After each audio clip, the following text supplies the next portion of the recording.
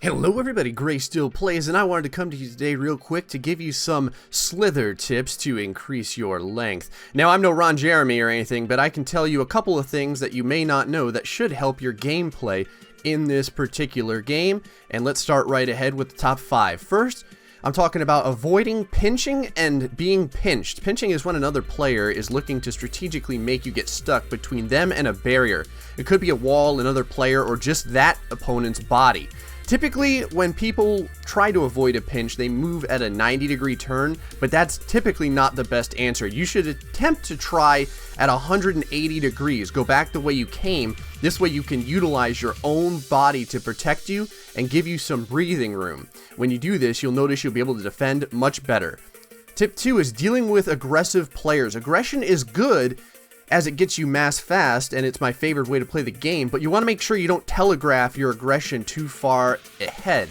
Now, this opponent here, you'll notice he begins sprinting when he's almost 4 tiles ahead of me, and that's way too far. For this reason, I know he's going to be hunting me, and now he's committed. His only move to finish the hunt is to swing left and cut me off, but his early sprint told me that this is coming. Let's watch this in slow motion. The moment he begins to swing to the left, I sprint, making sure his reaction time is as little as possible. With no time to react, he bites the dust. Let's look at another example. Here the rainbow snake telegraphs his intentions way too far in advance. I know he's aggressive, but now it's time to find out just how far he's willing to go. When I swing to retreat and see him swing to actually follow me, I know he's not just aggressive, he's very greedy. But as his swing radius is far larger than mine, since his is forced to stay on the outside of my own arc, I can slip in front of him and put him down. Here's another example. This green snake starts sprinting approximately 4 tiles ahead of me, taking the element of surprise completely away. An excellent defense when you wish to remain more passive against these type of aggressive opponents like this is curling yourself almost completely toward your tail, just like defending against a pinch. Many times aggressive players will smash themselves into your body without any effort on your own part. The next tip is understanding your turn radius. As you grow in size, your turning radius increases dramatically, and you can use this against medium and larger snakes. Pay attention to the green snake here. I follow him for a bit, and I know that he's leading ahead of me, so I'm hoping he'll make the strike, and he does.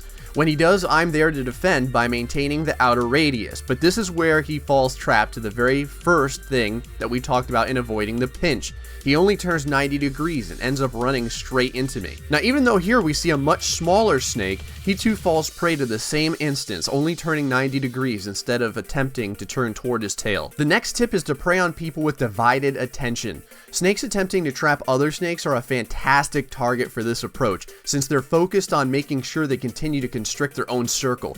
That's a perfect time to get in line for where their head will end up at as they try and constrict their own circle around the prey, enabling you to get that late night snack you've always wanted. Lastly, the tip is to use people's greed against them. When a large amount of mass is on the field, many players will go completely ballistic trying to get it. This goes hand in hand with dividing people's attention.